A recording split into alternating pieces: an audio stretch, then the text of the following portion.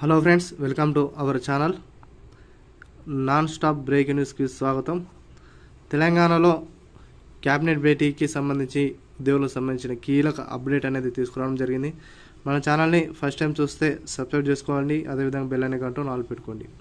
తెలంగాణలో ఉన్న ప్రతి ఒక్కరికి కూడా చాలా ఇంపార్టెంట్ వీడియోస్ తీసుకురావడం జరిగింది. దీనికి సంబంధించిన తాజా సమాచారం వీడియోలు తెలుసుకోవడానికి ప్రయత్నిద్దాం. వివరాలను పరిశీలించినట్లయితే కొనసాగుతున్న క్యాబినెట్ భేటీ, ఉద్యోగుల డిఏపై చర్చ.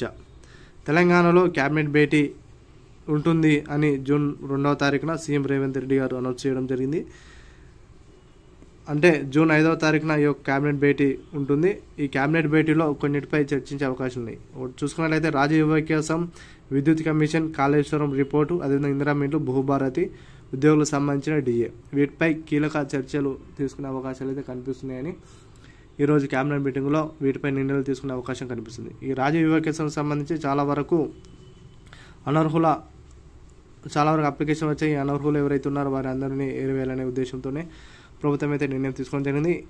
విద్యుత్ కమిషన్కి సంబంధించి ఎలాంటి మనకు గృహజ్యోతి పథకం ఏ విధంగా అయితే పెట్టారో వాటికి సంబంధించిన ఇన్ఫర్మేషన్ తీసుకోవడం జరుగుతుంది.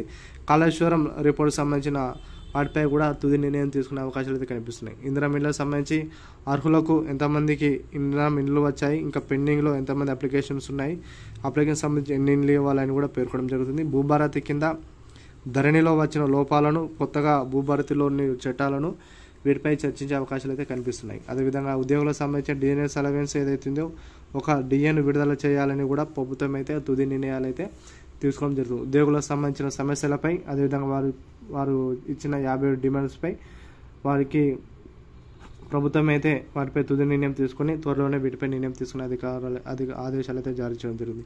మరి కాసేపట్లో ఉద్యోగులకు సంబంధించిన డిఏపై విడుదల చేసే అవకాశాలు కనిపిస్తున్నాయి.